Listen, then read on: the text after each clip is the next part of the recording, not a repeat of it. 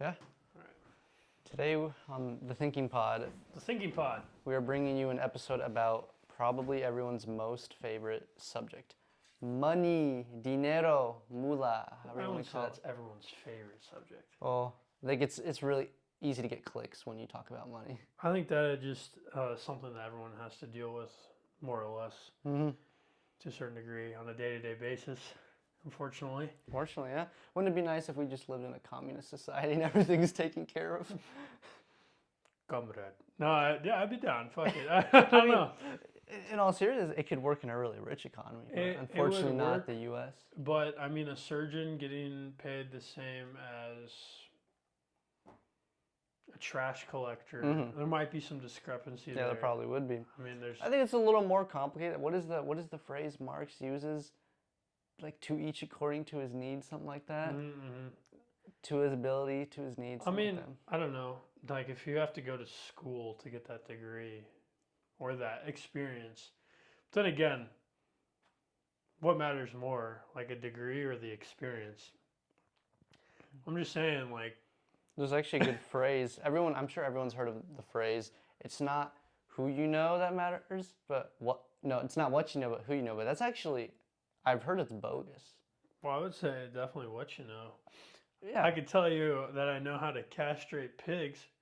Like, that's messed up. But it's like, I'm not a vet tech, but I've done it. It's like, I was always told that, oh, don't worry about what you know. It's like, as long as you get your connections up and you have a huge network, you'll be set for life. And not really. That's kind of like, it's not the case. Because if you don't know anything, you're not going to get a 7-figure job or 6-figure job if you don't know anything in the field. But I mean, if you have Because, people who have DOAC jobs says coming this. through there all the time. What were you saying? Because, DOAC says this on one of his podcasts that you'll get spit out at the level you're at. Mm-hmm. So it's like if you get into a position solely based on who you know, but you're not actually knowledgeable enough to perform at the level required to be successful at the position, you'll get spit out and you'll just end up right back where you were. Wise old Steven. Wise old Stephen Bartlett. But yeah, I think the topic of today is how to make money in 2026 with AI, startups, and door dashing. There are a lot of different ways you can make money. And I think we're going to start by talking about the 3 kind of principal directions you can take. And that is when involving a word called leveraging. You can either leverage your time, you can either leverage your money if you have it, or you can leverage people. Or leverage your debt. I'm just playing.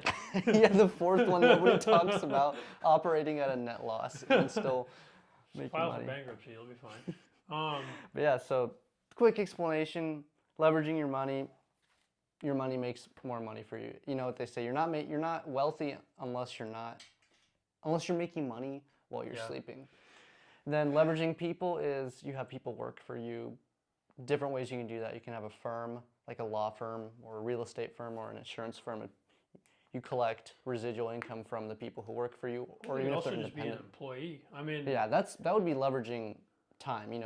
going down the entrepreneurial route. I mean, once you can delegate some minute tasks or something that really is not signal, like stuff that's really important for you, and someone else can handle that, and you can just focus on the things that are currently necessary for the business to run and function. Like, yeah. Eisenhower matrix. If it's Beautiful. not important and urgent, you shouldn't be doing it. yeah. If it's urgent and not important, just have somebody else do it. That'd be, leverage your time, by leveraging people. Mm-hmm. Before this podcast, we were talking about some of the ways and like different categories of things to fall into. So this past week, I've been trying to. I absolutely hate shopping. It is something I just don't like going to the store. I don't like having to. I don't know, when I go out, I like to look presentable, not like a bum per se, and I just also don't like going through the maze of Walmart or the restocking of Hy-Vee. I mean, it's intentional. It's intentionally It is. done. It's so you'll buy more. Beautiful marketing. I just don't want to do it. Why is Costco chicken at the back of the store? And that's all people want. Hey man, I ate a rotisserie chicken today, whole chicken. It's pretty good. But that being said, like something I really don't like doing, and a lot of these stores are offering pickup services where you can just make your list, send it to the store, you pay an additional fee, But all of that time gets brought to the front of the store where you would have to be in there for maybe another 15, 20, maybe 30 minutes shopping for those items, and they get brought to the store. You can pick them up, or for even more of a charge, they can be delivered straight to your house. And for me, that's something I want to start utilizing. If someone else can do it better than me, why would I spend my time doing that?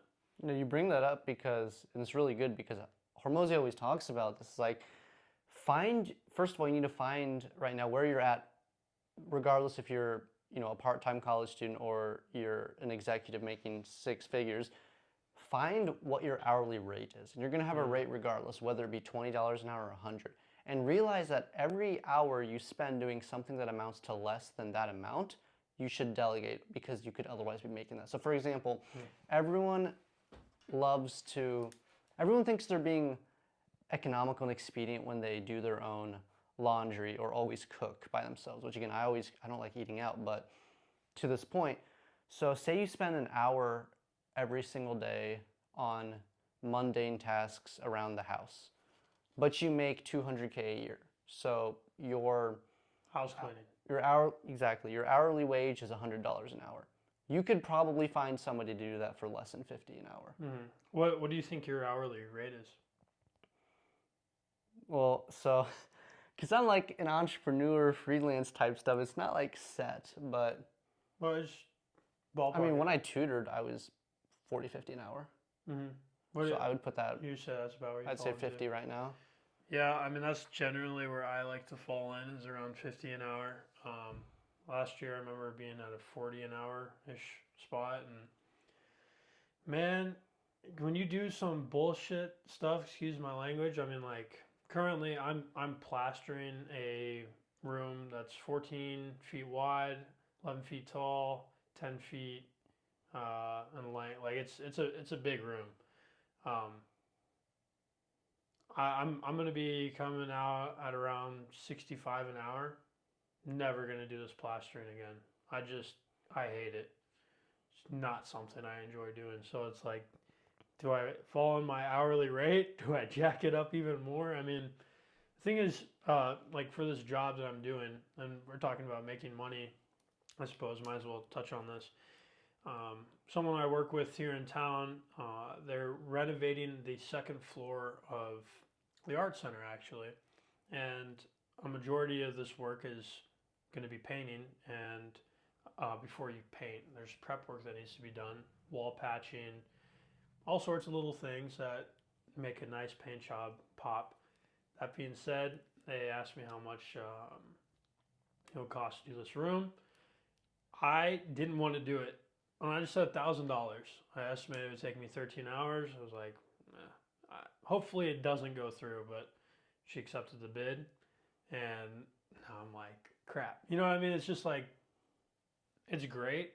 I'm making $1,000, but I'm also giving 13 hours of my life to a room that no one's going to see. You know what I mean?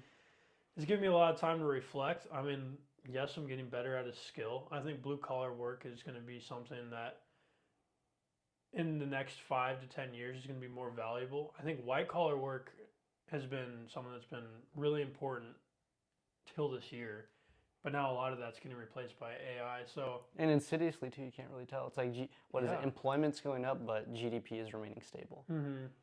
Unemployment's going up, sorry. yeah, I would say employment. No, misspoke. Well, unemployment's going up, but also I actually was listening to a podcast, and that's why a lot of countries, they do want more immigrants coming into their country because it shows that there are more people in there, but it also drives up the unemployment rate. Like, you know what I mean? It just offsets. Well, that. temporarily. Yeah. Remember, everything in the economy is not, you know, it's like when COVID happened, I'm doing research on unemployment inflation data right now, and you can take a look at the inflation rates. It's always offset. Like there's a recession, and then like 2 quarters later, then the inflation spikes. Yeah. It's always offset. COVID was truly something. That was a spectacular time to live through, and I mean, right now, like you said, you're going through data on that. I mean, it's something that I find fascinating. It kind of rewrote their history books in terms of like macroeconomic Factory analysis. reset, man. A lot of. Good way of I thinking don't of it. know, bro. Yeah, But yeah, interesting. another thing I wanted to point out, and Hormozy's really adamant about this, and I think this is something I want to start implementing. But don't be afraid. Like if you're listening to this and you're a blue collar, or you're like you're in a startup, or you're just trying to start your own business, especially when you're starting out, you need to set your rates unbelievably high. Yeah. Because Tesla did this, Musk did this. When the first cars came out, they were ridiculously expensive. Only could really be bought by a very small percentage of the population. And now I'd say average middle class could buy a Tesla. That's true, yeah. So that's kind of how it is. Like when you're starting out, don't be afraid to raise your rate. Right now, when I used to tutor, I was like 40, 50 an hour. If I were to go to a big city, I would minimum be charging 120 an hour. I mean, I agree with you. I think that in the beginning, if you don't have the... Because you don't have economies of scale in place yet. But also, how do you prove to someone you're worth that much? I mean, like coming right out of high school, someone just sees you, this kid just came out, like, I have a lawn care business, which I'm really excited. It's March, so we're going to start getting that going. But, obviously, for the past 6 years that I've been cutting grass, like I've learned some things here and there, and it just comes with the experience of doing it. I was at $30 a yard, now I have a $40 minimum just because, inflation. But there's a lot of stuff on the back end that people don't see. Maintenance. I want to hold on to that minimum thought because I want to talk about that too. Repairs. Just a whole bunch of little things where if I had, I don't know, I think it's difficult for someone who sees a service. The thing is that they a lot of the time aren't thinking about the time that they would have spent doing that particular thing. And that's why it's good to delegate. I mean, if I just cut grass, I'm going to cut it better than you. If I cut 10 yards, I think I have more experience than you cutting your 1 yard every week. You know what I mean? It's just little things. But then you got to deal with customer service. Because you ask me, and this is a great question, I'm thinking, customers be asking, well, people on the listing might say, well, I want to raise my rates really high, like you said, but how do I prove that I'm actually good? Because to answer this, when you first start out, you're probably going to be doing it for a bogus rate or really cheap. For example, I tutored a lot in college. Mm-hmm. I remember I tutored you. Mm-hmm. So I remember that. I used all that free experience, that free labor. I did years of free labor before I can finally say, yeah, this is my rate. I have all this experience. I know I'm capable.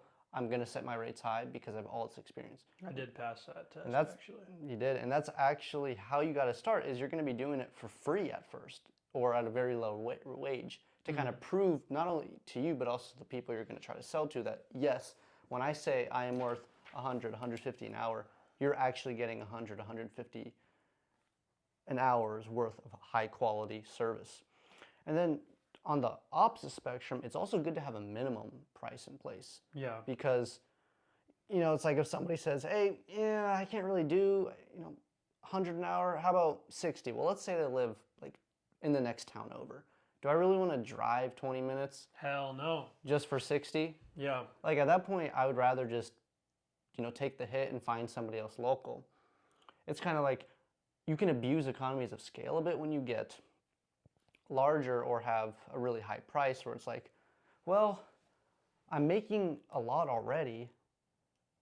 Just having one more, if I'm going to add another customer, another rep, it's got to be worth it. Yeah, they got to fit that. You mentioned, another lawn mowing firm, you said 2 teachers. Mm-hmm. They're not going to really add anybody to their list because, one, they already have so many, but it just wouldn't be worth it. And I think it's also important. So I think it's really good to have a minimum value. I think that time when you're trying to figure out, are you trying to grow more? Do you want more clients? Or can you just raise the existing clients with the certain increase their value? They're already paying for your service, and the likelihood of them continuing that is pretty high. And if you lose, I don't know. There's a really good video. Mark Andes, I think his name is. I'm messing up his first name.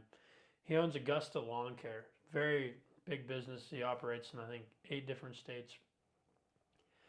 But he goes on the show. He has a YouTube channel, and he goes and meets with these existing lawn care crews.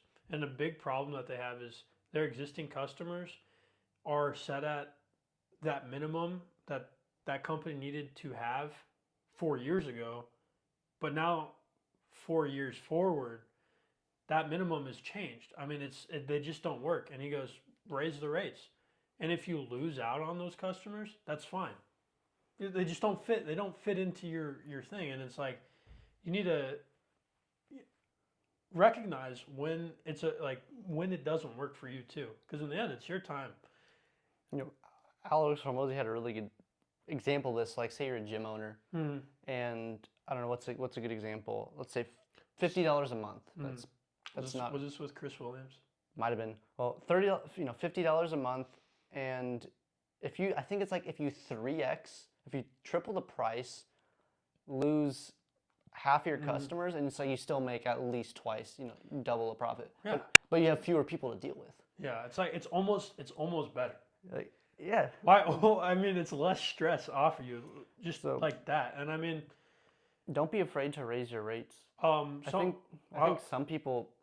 I know I was talking to a neighbor who has like her own mini cleaning. She's a cleaner woman, and she has her own small business. And I said, just raise your rates $5 a year. If anyone asks, say it's inflation. If say you have 10 clients, and you're at say $20 a house, $20, $30 a house.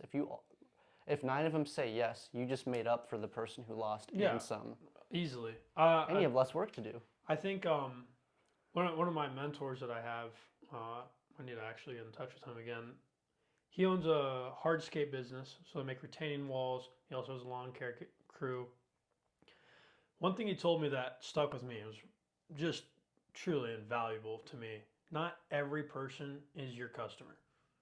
It's okay if someone's trying to like, how about you do an additional X, Y, and Z, can we lower the price here? It's like, no, it's just, they don't work out. Another thing that I think it's important for any small business is family and friends are not going to keep you in business. They're a great foundation. They're a great starting point, and it's nice to have that support, but they're not the people, like, you will feel uncomfortable raising rates on people you truly have a lot of connections with. No, that's not to say that there are existing customers that you may already have that are like an extension of your family or that you have really good relationships with, but just knowing that not every single person is going to be your customer is totally, totally okay. And I think it's something that more people need to hear. I mean, it's not Pokemon, bro. You can't catch them all. It's like it's just one of those things. I think another thing, you also need to be okay with stepping away from either a bid or a customer. Like, this is going to sound strange saying it, but especially if you're a small business or you have limited personnel, you almost want to think of yourself as the buyer. Like, you're buying customers. Yeah. You're not trying to sell you're not trying to sell what you're doing. You want to choose the right customers who are going to be ideally long-term. Like, ideally you have some sort of service or the product you're selling is like consumable and repeatable. Like, obviously people need to get their lawns mowed every couple of weeks. So that's a repeatable product. One thing that I'm trying to aim towards, depending on the season. Now, obviously it fluctuates because we have crazy climates nowadays. So rain's a big factor in how quickly that grass grows. A lot of people, they're like, just come back next week. I personally am trying to steer away from these every other week clients. I want to do bi-weekly only. And I'll explain to you why. One, when I wait an additional week, that grass gets 2 times bigger than it was. Now, granted, if we're in a drought, it's not really going to grow more than 1.5 inches to 2 inches. But when there's heavy rain, especially in March, April, May, that grass can grow 2 to 3 inches in a week. Then my mower has to work double as hard, and a lot of times I have to go over it twice. So I'm doing double the work for still the same price, and it just doesn't work out for me there. And it's something that I recognized last season where I'm doing additional work to make the property look nice, but I'm not getting compensated for that additional work. So I don't know. It's something to think about. You were also talking about how you're kind of vetting that client. I will speak on a story on, I got ripped off. One of my business partners, he found a bid online, and someone was wanting us to do junk removal, which is a great business model. We own a dump trailer now because of it. I guess I own a dump trailer now. The bid was not set by me. I'm going to just be pretty straight up on that. I didn't want to do the job in general. It was, and the end of the work, it was a total shit show brick house. Cinder blocks. I would have knocked it down with a fucking excavator. If I owned it, I would have just knocked it down. Now I'm having to take out a mechanic's lien, which is something else we got to get into. But I ended up moving 2 tons of debris from this horrible house.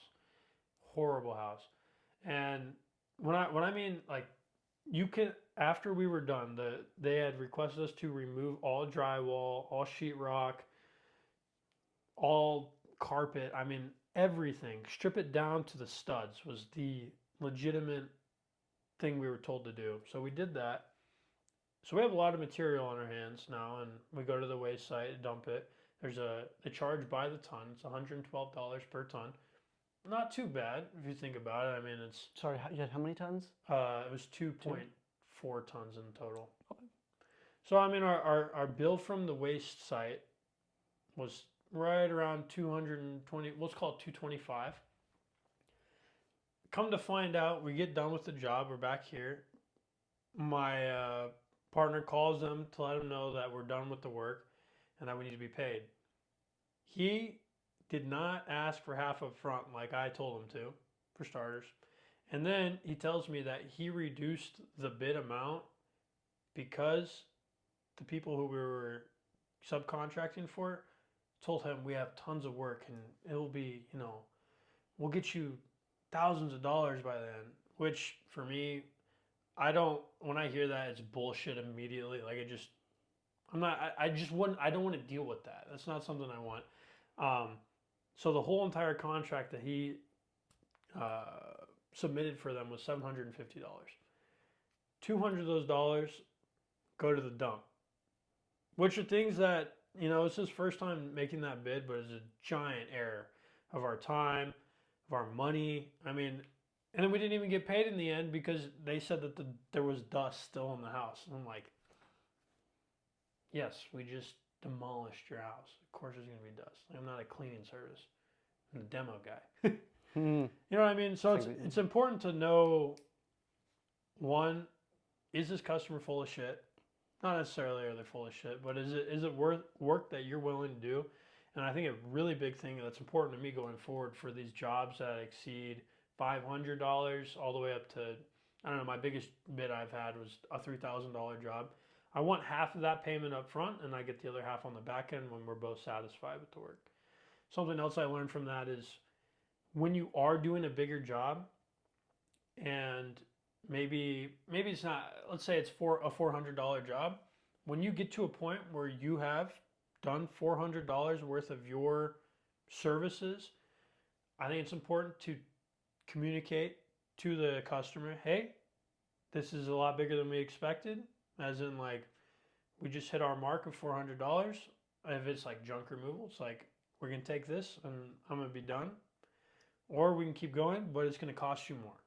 You know what I mean? And that's a really important thing, is also getting the full scope of the work you're getting yourself into. And this all comes from experience, at least with junk. I mean, giving a proper bid, there are a lot of factors that need to go in place. And it comes with time. And this mistake was one of the biggest learning lessons I've had. But I want other people to understand, like, these things happen, and it's also important to try and avoid them at all costs because you don't want to waste your time or your money. Absolutely. Vetting, it's, especially me being in kind of like network marketing, it's very social based. And one thing I had to learn is that it's absolutely okay to just like walk away from a prospect. Mm-hmm. Like somebody can put on a really good front. Oh, 100%. Maybe they either show promises of being a really good business partner or a really good client customer, but then you just see some red flags immediately. And especially if you're younger, you might be desperate. I had this problem where when I was starting out, I was pretty desperate. Like I wanted to get some results, But I kind of had to learn, it's like, yeah, if you want good results, good lasting results, you're gonna have to be patient. You Yeah, can't just. it's important to be patient. I mean, it sucks. Don't get me wrong. I think we both know. Like, Mm-hmm. yes, like you want that overnight miracle. The likelihood of you getting that is, I don't think it's gonna. I'm not saying that it can't happen, Mhm. but these things take time. And if you want it to be a reoccurring thing where you have that revenue coming in, or you have it predicted for the next couple of weeks, those things, those systems take time. Those clients take time. Those services. There's always something that can be perfected, and you can always be more efficient. And I think a great thing that I do, at least with lawn care stuff, is every client's yard is different and every client is different too. So there might be certain things that are more important to them where another client might be. I have 3 people who find it extremely important, like more than anything, all they really care about is that I blow off their steps. Like when I'm done. Not that we don't do that anyway, but they just like all the dust, not necessarily from the mowing, just from the week that gets brought in by foot. They just love the front porch being blown off. And that's one thing where, if they literally have given me an additional $10, $20 for just making sure I remember that. And then when I remember that, they see that I care about them, and that becomes more of like, this is our guy. So if I go to raise rates on them, it's not gonna be a big deal. They know that I'm providing the quality that they want. I had a question for you actually. Mm-hmm. What is more valuable, time or energy? I'm gonna have to ask you to specify. So time as in working time. So, because like obviously, I hope you sleep somewhat, Oh, I and love sleeping. unless you're working 100-hour weeks, you probably have only like a limit. Because you really, we we're familiar with the 9 to 5, but but you're not actually working for 8 hours. Very rarely you're gonna actually be working for 8 hours. How many hours do you think you work for? I work for a 9 to 5. For a 9 to 5, well, it depends on the day. Like a Monday, you probably don't get started till like 10 a.m., Mm. 10, 11 a.m. Again, consistency is key. I don't like the 9 to 5, 5 days a week structure Mm-hmm. because Me neither. you shut off Friday at noon, Mm-hmm. 100%. and then you don't wake Oh up, my God, and then you so don't wake up until Monday afternoon. So Yeah. you're really only working. That's a good Anyway, point. so point I'm trying to get is, what do you mean by time? Like time you're physically able to work? Yeah, I guess I don't know. From these examples, say that you invested like it's going to take you an hour to I don't know, do the laundry, all right? Um, and I guess those two things can coexist together because energy could also be intertwined with time. I'd like to But think time is energy. I would too. That's why I posed it like that. But I mean, do you think Mhm. one's more important than the other? I mean, you can spend more time on something and less energy, or you could spend more energy on something and less time. I mean, it's like I could scrub the hell out of a shower in 10 minutes. Maybe it takes you a half hour, but I save Mhm. myself time. You know what I'm saying? I mean, Yeah, I I mean, guess that's a way of thinking about it. I think they're, it's like you want me to say one or the other, but I No, really no, think it's kind of no. like, It's subjective. It's whatever you I want it mean, to be. I just if you had an opinion on it. I mean, for me, I think it's easier in hindsight to spend more energy on doing something like if for me, I think about an ideal day cutting grass where I can get all of my yards done within 6 hours. Let's just call it 6 hours. But there are abnormalities such as traffic, um, maybe something is off with one of the yards, and there's a lot of trash in a yard. These little things add on minutes and seconds and whatever. But let's just say everything goes perfect and I'm able to, every yard's perfect, there's not a single thing of traffic, and I save myself, and instead of 6 hours, I get it done in 5 hours. But I've had to mentally spend more energy keeping up with that scale of the time. Like maybe I'm weed trimming and I'm just like walking really fast around the whole property, making sure all these things are done and blah blah blah. Opposed to the week prior where I just took my time, lackadaisical, wasn't really on the concept of like, oh, I can save myself an hour by doing X, Y, and Z. You know what I mean? I mean, something to think about. I think it's easier to spend more energy, hence giving you more time. I think it's more difficult to spend more time on something without. I mean, I think you exude the same amount of energy, but it just feels different. I think energy matters more if you have sufficient time, but if you don't have sufficient time, energy doesn't matter at all. Well said. I like that. I'll elaborate on that. I'm still kind of formulating my thoughts on it. So I keep thinking of, what was the name, the Dondo investor, the guy who was, when he was building his business. So he had a 9 to 5, which absolutely, if you want to, dude, I remember. if you want, to the audience, if you want to build a business, get a 9 to 5 so you can finance it. Mm-hmm. So anyway, what he did, Doesn't necessarily, and I would also like to say, I don't think you necessarily need a 9 to 5. not necessarily. I think you need someone else though that you're providing value to that will pay you a constant paycheck. Like if you can get funding, great. If you're a startup, you get funding, great. Yeah, like you really do need someone else's capital to start invest. I mean, you're not just getting a check. But like, out of the so thin back air. to the, back to the, not yet, back to the, back to the Dondo investor. It's like he had a 9 to 5, and he would, the way he worded this was just perfect. He said, I was using just enough energy to not get me fired, Yeah. but enough so that when I finished my day, I could spend the next 4 hours on what actually mattered, which was the business. But for example, say you don't have that time for whatever reason, familial or medical. It's not going to matter how much energy you have. Yeah. It won't matter. Like if you don't have the time, it doesn't matter if you have the most energy in the world. When do you think you should start paying people to start doing, like, when do you think you should get an employee? Like, when do you think someone, Like an assistant. yeah, an assistant, someone who can make a schedule for you? I mean, when do you think the right time, is there a right time for someone for said job title? We'll just keep it at, let's do assistant. Someone who answers your phone calls, gets your planning done, and forwards all that to you. When do you think something like that is important? I feel like currently I could use someone like that right now. There's things that I don't want to do. I mean, I'm more of a hands-on guy. I can get an idea of, the job in sight, like what the client wants. I can start making a list of materials, but maybe I don't want to go drive to Burlington to pick up all of those materials. But I could hire someone to go do that, give them a company card, and then I can go and turn for the 3 hours that person's going to be gone, more or less. And I can go do 2 more bids. You know what I mean? I mean, like, when do you start having someone else who you can delegate and give tasks to free up your time? I'm gonna make up a heuristic right now, and it's not bogus, but so back to the idea is first you need to identify your hourly rate. So say you're $50 an hour. I want to use a minus 20% markdown. So I'm gonna use 100 because that's easier.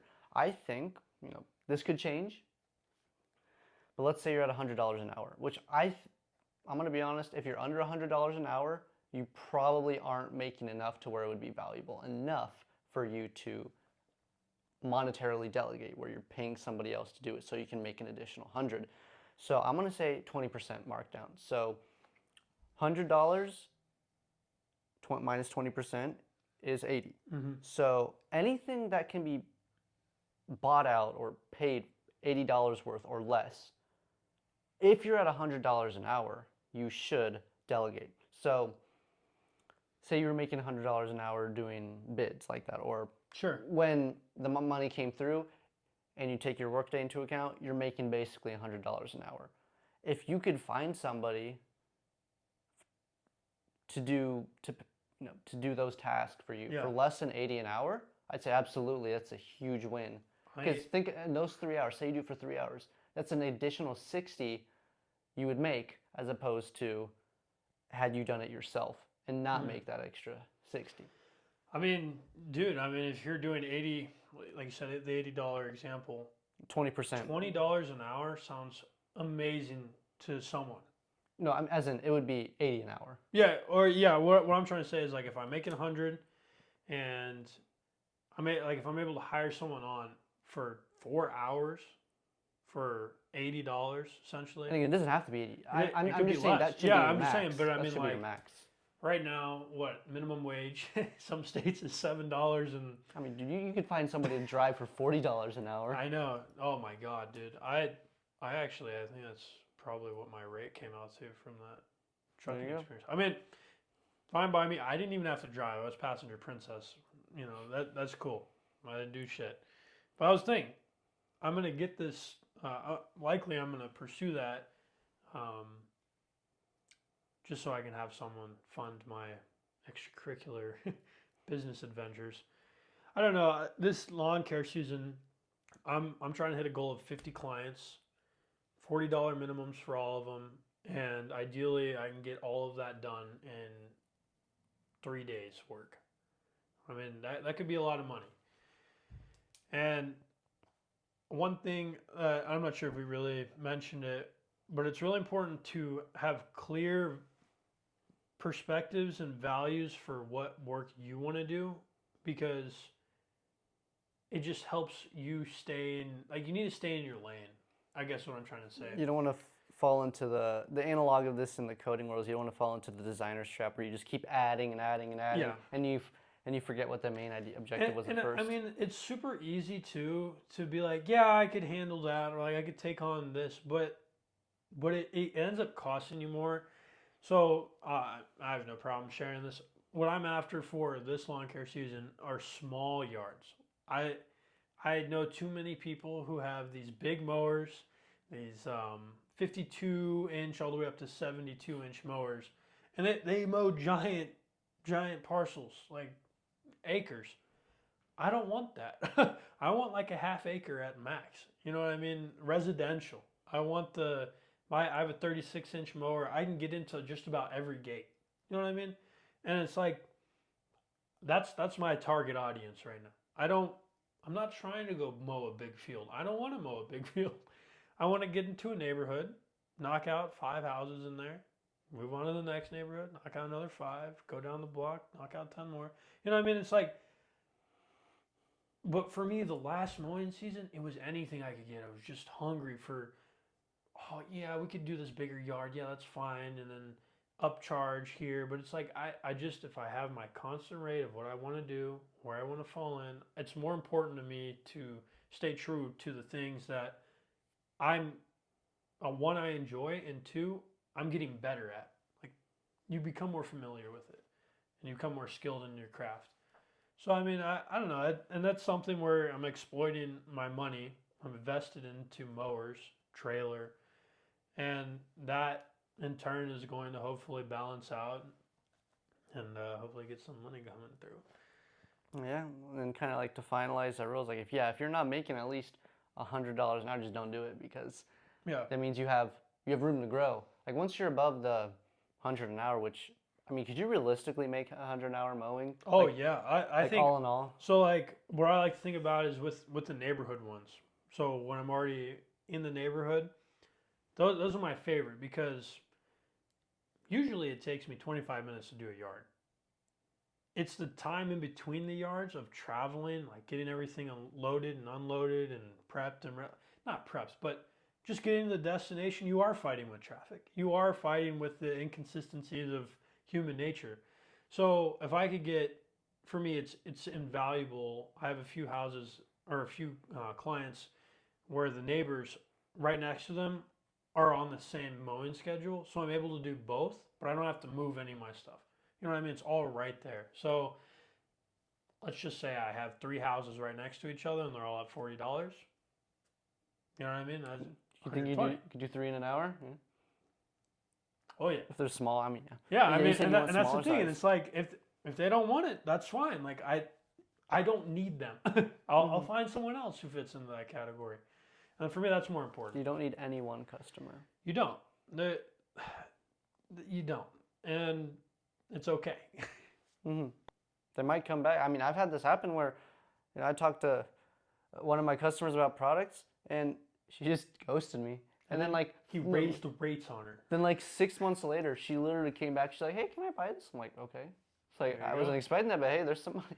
So Yeah. yeah, I think it's kind of time for us to start wrapping it down. We kind of touched on all the different general ways of making money. To summarize again, if you want to leverage people, hire some employees, have a firm, market out that way.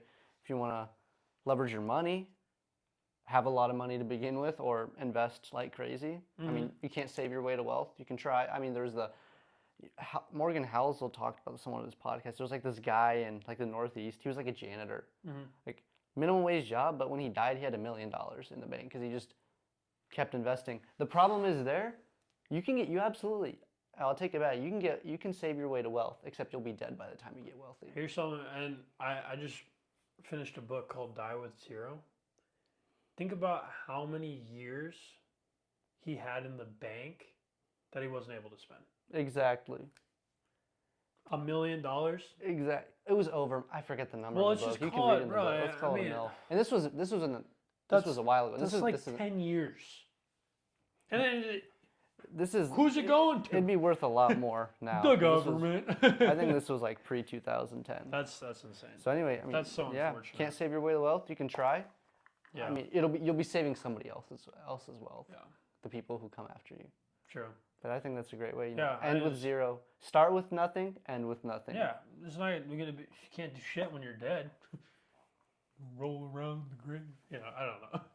But yeah, I think this is a really good episode or podcast. I enjoyed this conversation.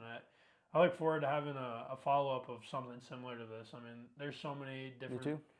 routes we can take and paths we can walk down to keep talking about those. You know, it's good. Until next time, Stan.